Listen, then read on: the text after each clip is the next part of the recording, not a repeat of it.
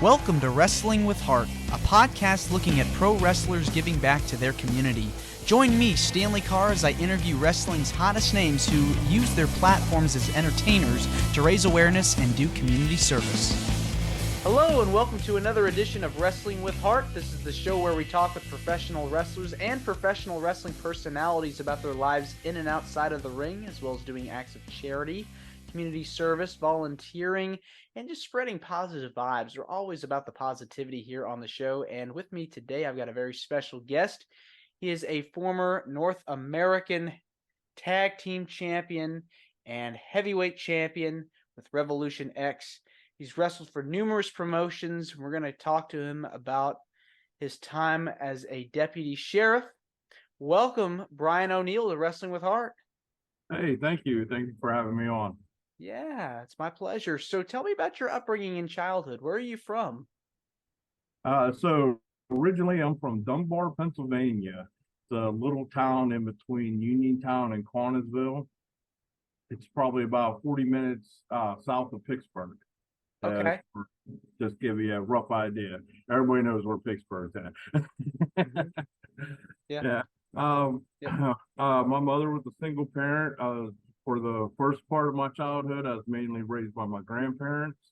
And then after my grandmother passed away, my mother came back into the picture. And then, that was pretty much my upbringing, just anything that, needed. Being in a single household, she worked all the time. And so I pretty much worked as well. I had paper out at age 12. Went out there, hustled the newspapers, odd and end jobs, cut grass, played sports, played baseball, football, and wrestling all the way through junior high. And then in senior high, I cut it down just to play football. Wow. Yeah. Yeah, sounds like you were really busy as a kid. I was, one of the good things I stayed busy, and because I stayed busy, I think that's what kept me out of trouble. Otherwise, I've probably been in a lot of trouble. That's good. Yeah, very much so. Yeah. So what got you into professional wrestling? Was it something you watched it growing up? Yeah, I always watched wrestling growing up. I loved it. Back then, Saturday mornings, you got up and, cartoons were on until 9. And then like at 9 or 10 o'clock, like wrestling just started for the whole entire day. You had the NWA that came on. They had a couple shows. Then you had the WWF that came on, and that led you all the way up to like 2 o'clock in the afternoon. Wow. Yeah. Also, when I come home from school, the UWF was on with Larry Sabisco, Kurt Hennig, and all them. So it was like, hey, get home from school, turn to ESPN, watch that. Yeah. It's like a marathon of wrestling almost, because it was something for everybody throughout the day, no matter what promotion it was, like one after another. Yeah. Yep. And then Saturday night, you had the Saturday night main event. So I remember staying up at 11 o'clock at night, turning that on, see what matches were going to be on. Yeah, it seemed like no matter what promotion you were watching, it seems like there was always something to look forward to when to tune in every week. Who were like some of your favorite wrestlers to watch? So some of my favorite wrestlers, I leaned more towards the NWA only because I felt it was more realistic. Watching Ric Flair was always one of my biggest fans. Take such a beating and then win with a schoolboy. Sting, man, that was probably like the idol, man. It was probably like Ric Flair and Sting side by side unless they were fighting one another. And the Road Warriors, the Steiner brothers once they teamed up. I always liked Savage, Bret Hart. The list is so long, and Oh, that's good. Yeah. That's good. So, all right. So, was there a moment where you said, "I've got to do this. This is what I want to do"? I wanted to do it like as soon as I got out of high school, but I didn't have a clue, how to get involved in it or anything. And then when I got out of high school, I joined the military, and I went to airborne school, ranger school, and then I got sent over to Desert Storm. I ended up serving almost almost 8 years in the military, and then I got out. And when I got out, I went and got my associate's degree, and I ended up getting a job down in Pittsburgh with CCAC. It's a little community college down there, just a few blocks up from the stadium. And when I was down there, one of the guys that worked underneath me, who I became very good friends with, his name was Sean the Soccer Evans, a great guy. He came up to me one day and we were sitting there talking and everything. He goes, "Hey, I got a show tonight, man. What, you want to come check it out?" And I was like, "Heck yeah." I was like, "What kind of show? Like music, man? It's stuff." He goes, "No, I'm doing wrestling." I was like, "Get out of town." I was like, "What kind of wrestling you doing?" And so he started telling me, and I was like, "Dude, I'm in." I was like, "I'll definitely be there." We went down to the old Eastland Mall, no heat, barely got electricity in that place. But man, place was jam packed. They had like 500 people in the crowd. But man, I sat there and watched the show. I was so into it. And he goes, after the show, we went to eat, and he goes, "Hey, I'm looking for somebody to work out with." He goes, how about I make you a deal?" He goes, "I'll work out with you and train you and stuff, and for free, and you work out with me, you be my workout partner." I was like, "Dude, I'm in." So I was like, "Just say no more, I'm in." And so I started working out with him, and the promoter saw me. Next thing I know, he's like, "Hey, you want to work a show?" I was like, "Yeah." Uh, I got in there, started working a little bit here and there. Later on, it was probably about 6 months, I think, went by. Sean ended up getting a tryout for the power plant for WCW, and ECW just opened up. It was called the House of Hardcore 2 in New Brighton, Pennsylvania. The head trainer was Shane Douglas, and the second trainer was Dominic DeNucci. And I had a young son at the time, and so as much as I wanted to go down to WCW with Sean, I was like, "Well, man, I just can't leave my son. I still got responsibilities here." But I got on the phone. Next thing I know, hey, Shane picked up, called me back, said, "Hey, you want to come down?" I said, "Yeah." So I went down there. Man, it was like that was the start of everything, The right rest there. was history. Yeah. Yeah. Well, coming from a military background, that had to have prepared you for the life of being a pro wrestler because it enabled that toughness and really taught discipline, especially in the field of combat. Yeah, most definitely, because being an airborne ranger, you're taught to push your body to beyond limits that you thought you would actually be able to achieve. And when you get to that, sometimes it's just instincts that take over, and you don't really think that everybody uses that cliche that wrestling's fake, but they don't realize how much that needs to go into it, how much endurance and how much beating your body actually takes. That for somebody that says that it's fake, it's like, yeah, you think it's fake? Why don't you get in the ring with me? And I bet you don't last 10 minutes. I'll go all day long. Yeah, I mean it's no joke. I mean, you had to train Yeah. for a particular amount of time. It's a very intense workout that you have to condition your body for. Tell me about the training process. Yeah, so when I and this even goes in with Sean, because with Sean, we used to go down there at Saturday morning and we would train all day. We would train till 5, 6 o'clock at night, and we'd videotape it and go back and watch it, watch things that we did, how we did it. If thought we messed up, we'd make little marks and stuff of where we messed up, how to improve it. And I think that really helped me for when I got hooked up with Shane in the House of Hardcore 2, because when I went down there, it was very strict. Hey, you had to be at the building at 8 o'clock, and at 8:01, that door got locked.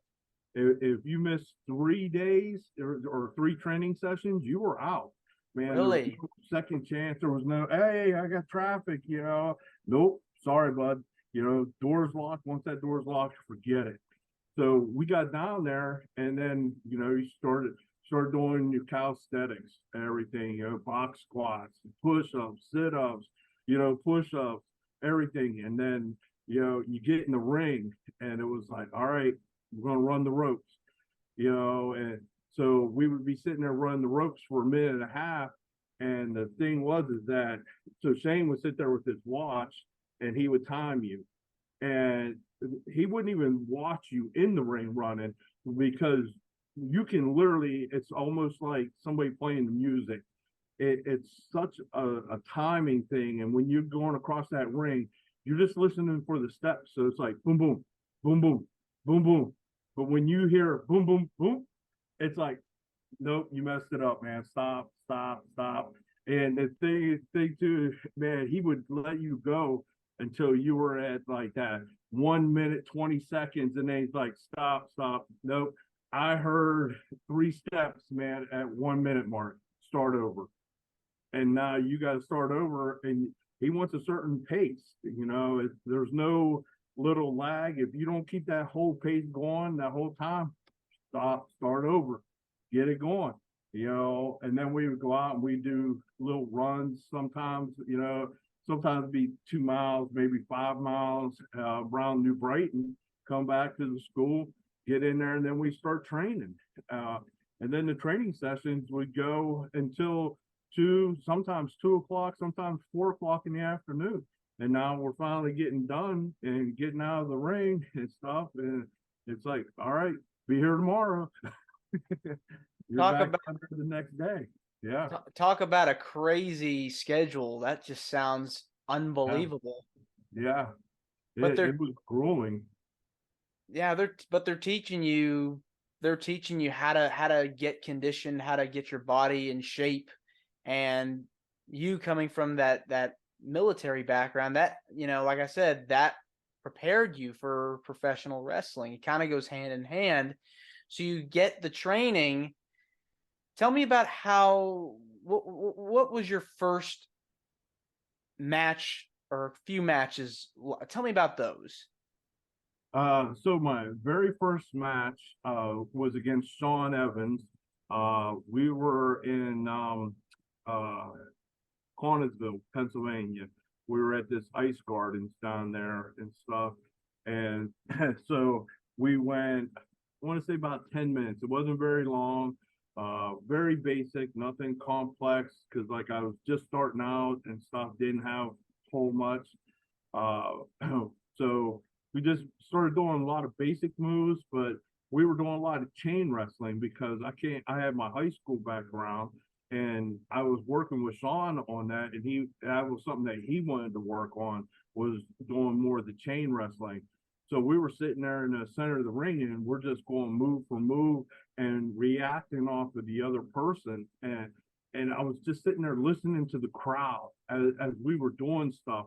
And you could literally hear them start to build and build and build until the point that it was just like they were up there and they were clapping and applauding when we did that standoff. And I was like, wow, I was sitting there because I'd watch everybody else's matches and stuff, and it was like they come out punch, like right off the bat. But when we did that, it was like it just started setting the tone to where, all right, more guys started working more on the psychology and doing the chain and just sitting there really putting an effort into their matches than to run out there, because anybody can kick and punch. Right. It's like a little street brawl. We've all had them. That adrenaline starts to kick in, especially when you hear that roar of the crowd and they're reacting to what's going on in front of you. So when you got finished with the match, you had to have known that you were onto something that night. I did. Once we finished that match and stuff, I remember sitting in my house and I was sitting there and I'm like, this is it. This is what I'm going to do. I'm not going to do anything else. I'm putting all my efforts into doing pro wrestling. I'm going to shoot straight to the top, and you know, I held odd and end jobs, but it was like, hey, man, any kind of wrestling, big matches or anything that I could possibly do, it was like, sorry, bro, gotta go. Now, how long were you with ECW? So ECW, let's see. So the way it was for me with ECW is that I was just like a touch and go guy kind of thing because I had a guaranteed tryout with them because of the school. Mm-hmm. But when I got told by Shane that I graduated the school and everything, but I was more than welcome to come back, he labeled me as being the first graduate from the school. And then him and Paulie had this huge falling out. And when they had that huge falling out, which was like 2 weeks later, I remember being at the school. It was late at night one night. Shane's on the phone trying to talk to a couple different people, wondering why his plane tickets weren't being sent and stuff for the show. And he's like, "What's going on?" And he ended up leaving just a few weeks after that and going to WCW. So now I'm sitting here, I got this paperwork and stuff. I'm still talking to him, and he's saying, yeah, he goes, if you want to call him up, go ahead, feel free. I'm not going to stop you. But because you were part of me in the school, don't be surprised if they're not going to do anything with it. So now I was sitting there like, what the heck, So I was just like, I don't know what to do. So at that point, there was about a year that went by where I didn't do anything with them. And then I got tired because I was trying to make that transition over, and I was getting a lot of doors shut on my face. And I kept saying, well, I got this, I got this. So finally they came to Pittsburgh. And when they came to Pittsburgh, I knew how to approach them and stuff. So I went down to the building. I got there around noon and stuff. I talked to a couple of the guys. Hey, I was like, hey, can you guys mind if I help set up the ring, everything? They're like, yeah, sure, come on. So I helped set up the ring, the building. We got everything set up, and the boys always worked out before the show and stuff. And I knew that because I got to work out with them a few times while Shane was still there. So I got all my stuff ready to go. Got into the ring, man. Me and Chris Chetty were sitting in there, and we're chain wrestling. We're just going and stuff, man. Because when they worked out, it wasn't about hitting the ropes and everything. It was just about, hey, stay in the center of the square circle and let's go, man. We're just going to chain. That's how everybody did it. And you would tag in and out and go right back into it and stuff. I ended up being in there for like 40 minutes. Wow. Just going and going. And it was like, wow, and I was on like another high at that point. And I ended up talking to Dreamer. I talked to a couple of the other guys. They're like, yeah, come around anytime you want and stuff. But there was no guarantees. I got to do a few run-ins at the time down at the Ice Garden. I remember doing a run-in, Sam Anthony, Eric Kane, and everybody and stuff, man. Got to be at the Beaver Dome and stuff, but nothing like major. And then before you know it, ECW goes belly up. That was the big thing. Then at that point, that's when I reached out to Shane and I said, hey, I was like, ECW went belly up. I was like, is there any interest? Can you help me maybe get down to WCW? So I want to say at that point, maybe a month went by. It might have been just a little bit longer, but not much longer. He calls me back and he tells me, yeah. He goes, call this number. I make the call and stuff. Paul Orndorff brings me down to the power plant. They offer me a developmental deal. I'm at the school working out, training and everything. They're talking about doing some stuff for Saturday night's main event. Do a couple of things where, like a security guard for some guys, who dress us in black and all that. Mm-hmm. And but again, it was like once I started making my crossover, it was right at the tail end, Yeah. So at that point there, that door ended up getting shut, So now I'm back home. I used to work out at Powerhouse Gym in West Mifflin. Well, Kurt Angle also worked out at that gym. And I remember Kurt approached me one day and he said he saw me at some shows and everything. And he was looking to get back in with Vince. And he goes, "Hey, do you train? Where do you train at and stuff?" And I go, "Well, I got a key for the Eastland Mall." And I go down there and we'll work out in the ring and stuff. And me and him worked out together for a year before he made his debut in the WWF at that time. Yeah. I remember right before he made his debut, he called me up and asked me if I'd be willing to be on the news with him. And I was on Channel 2 News in Pittsburgh where they filmed us doing a match and everything. And I was on seventh heaven. That's hilarious. Yeah, I'm wrestling Kurt Angle right before he makes his big debut. And I was loving that. Oh man. Yeah. So Kurt ended up going on having a fabulous career, and stuff. And so now I'm here. WCW goes belly up, and everything.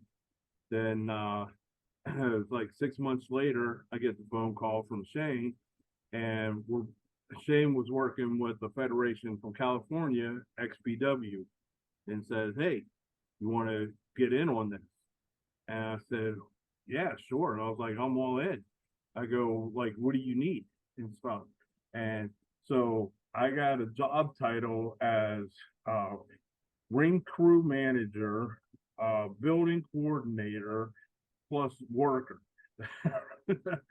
so I was in charge of all the ring stuff. I had the ring, the truck, the entranceway, like you name it, I had it all and stuff.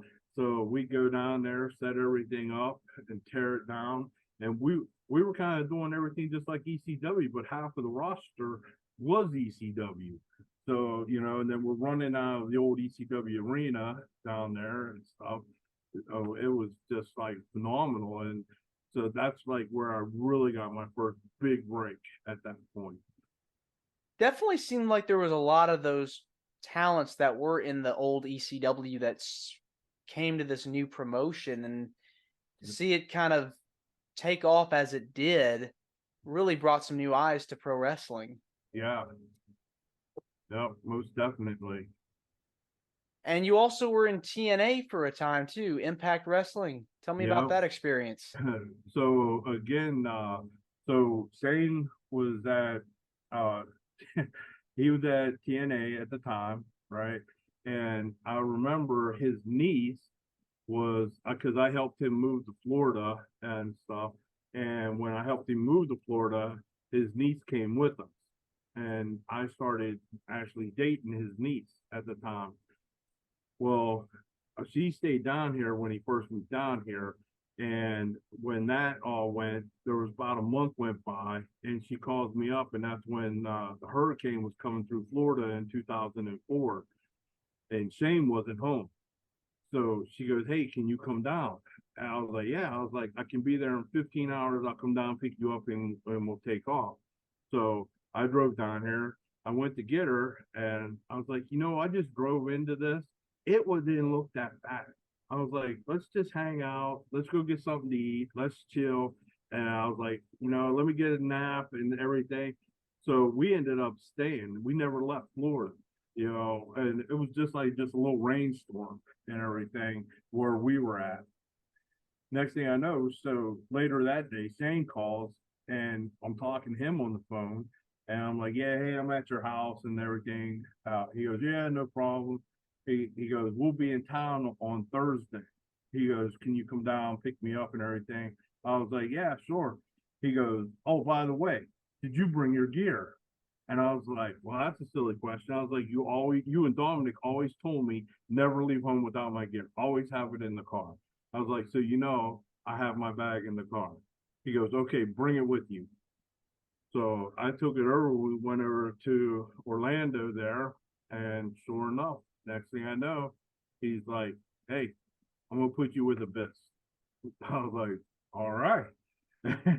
So me and Abyss, we went like 15 minutes in our first match, and he did his finishing move, and they liked how I got up for him for such a big guy so well that was the opening when they go through all the different wrestlers and everything. When they showed Abyss there, I was, for over 2 years and stuff, man. It was like, Wow. yeah. You made it on television. Yeah. So, and that was a TV televised match and everything. So that all started and everything. I was like, oh, this is great. They gave me a plane ticket to come back down and stuff for the next month. And it was just like one thing led to another. And I was like, okay. I was like, this is great. Sounds like your careers was just up and down for a long time, and you've hit so many highs and lows just by speaking to you. Sounds like you had an amazing time going through those transitions and making those rounds. Who are like some of your favorite opponents to work with over the course of your career? So over the course of my career, Kurt Angle has to be one of the top. I loved working out with him. I loved being in the ring with him. It was just fabulous. One of the best of all time, too. Yeah, Matt Bourne. Man, I traveled with Matt for a couple of years. Had a lot of matches with him. Loved it. Everything about it and stuff with him. You never knew what to expect with Matt, and he always kept you guessing, I guess is what I want to say, on everything. So just as you thought you were feeling too comfortable, Matt would change things up, and he knew how to reach in there and make you pull out the best that you have, which I thought just made me better for the crowd and stuff. And he taught me so much on the psychology and everything. And then the road trips, we're just driving along. I actually learned how to speak Carney with Matt driving down the highway, and we're reading street signs. And he's like, hey, this is how you say this. This is how you say that. I was like, oh, okay. Yeah, but Tatanka, I had a phenomenal match with Tatanka. We were up in Chicago. I'm the only guy without a huge name on the show. I go out there and I wrestled Tatanka in front of like 15,000 people at a fair. And when I come back, man, the first people that greet me is Hawk and Animal. And they're like, dude, that was an awesome match. That was so great. And then I had Eddie Gilbert, or not Eddie Gilbert, can't think of Eddie's last name, but he came up, and then there was Matt showed up, Bobby Fulton showed up. His dad, Bobby Fulton's dad, was there. They were the ones that were running the show, and they were thanking me for doing such a great match and stuff. Greg Valentine came up to me, and he's like, yeah, we're just getting ready to do a tour over in the Bahamas. Here's my card. Call this person on this card. He gave me the agent's phone number. I got to go over to the Bahamas and do a bunch of shows over there just because of that one match. And I was like, wow, I mean, the cool thing about pro wrestling is you get to travel to so many different places, and you definitely had that experience by getting to do all those things. So amazing. Let's let's switch gears and talk about the stuff you've done outside of the ring. You're a deputy sheriff. Tell me about that, because that's a pretty fascinating career transition. Yeah. So I ended up getting divorced in 2016, and when I got divorced, it was like, man, what am I going to do now? So I ended up moving to Florida. I have custody of my two boys. We all live together, and I was sitting there like, man, body's a little beat up. I'm an older gentleman now and stuff. And I was like, and I got to figure something out, something to pay the bills on a regular basis. So I ended up meeting my recruiter for the military, and I talked to him and stuff, and he goes, "Hey, he looks me up one side down the other, and he goes, you know what? You ought to get into corrections." And I was like, nah, I was like, I don't have that kind of temperament. I was like, man, that's not going to be good, man. Somebody says something to me, I'm going to slap them silly, man. He goes, dude, he goes, you're perfect. They would take you in a heartbeat. So I ended up signing up. He got me a link to the site and stuff. And the Florida State Correctional Institution, they called me up. I ended up working at a MaxSeg jail and stuff for 4 years. But the pay isn't like the pay is crap there. Like for you putting your life on the line every day, the money just is horrible. And then I had a couple buddies that was there at the state with me, and they left and they became sheriffs and everything. And they're like, "Hey, you got to come over here. You're gonna love this." And so I went and put my application in. Port Charlotte called me up, and they're like, "Hey, come on down." They, went down there, took the PAT test. They hired me almost on the spot. And I tell you what, that was the best move I've ever made. I love it there. Everybody there, man, I get along with. So, yeah, the deputy sheriff in Florida, we're law abiding down here. Everybody, they appreciate the law enforcement. They want us here and stuff. So it just all clicked, and it just makes you feel like you're actually wanted, and you're doing a great job for the community. It seems like it's a fun place to be, and it can be tough at times because you have to take care of so many different people. Just so many people I know that you have to watch out for that run off or whatever. I'd imagine it's very stressful. Oh, it is, but I look at it, the bad outweighs the good, because I I know how it makes me feel knowing that, hey, everything in my life, and now I'm kind of being able to give back to the community and to everybody else for, hey, all those times that they spent it might have been their last couple bucks just to go and watch me wrestle someplace. But now, hey, this is kind of my way to say thank you for all the hard times that you endured just to, give me a little bit of money and stuff. So I get to do that. But then my kids love the fact that they go around, they're like, yeah, my dad's a deputy sheriff, and they love that. And just the whole thing, though, being able to feel like you finally reached the plateau in your life where you're actually doing something with your life that has a meaning to it, and instead of just kind of running through aimlessly trying to look for the next high, kind of thing, not drug wise, but like Yeah. flavor of the day, you know. What's your favorite part about being a deputy sheriff?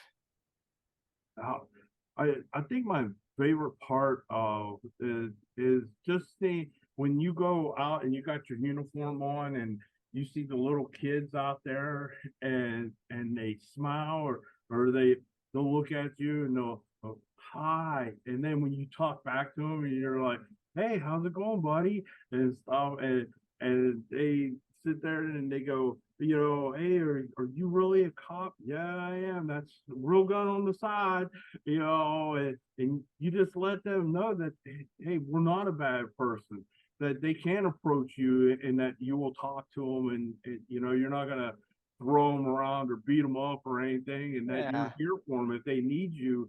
Hey, all you have to do is yell for us and we're going to come and help you no matter what it is.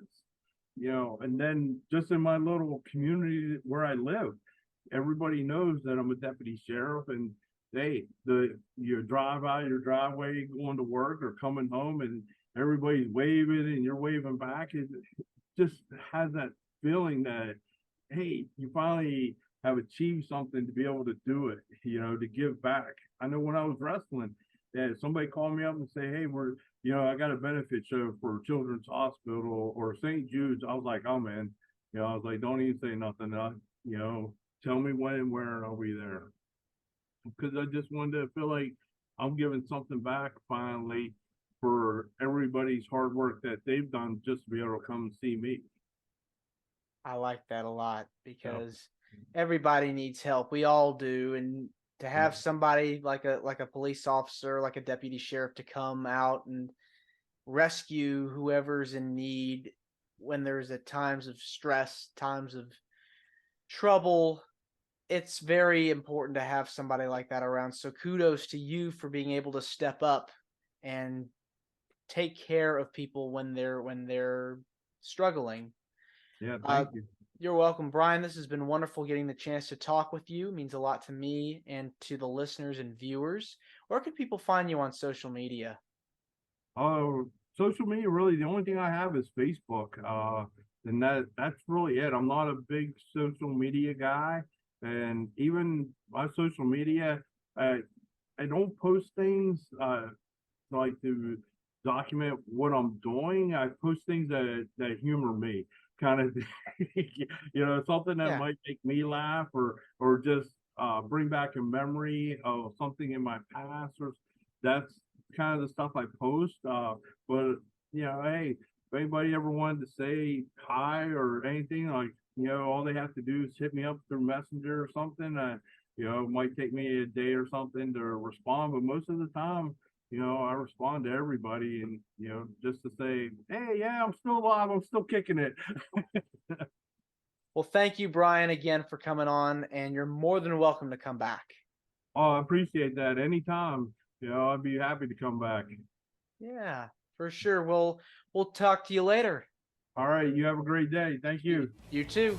This is Wrestling with Heart. I hope you found this podcast to be informative and entertaining. If you did, please hit the subscribe button and look out for the next edition.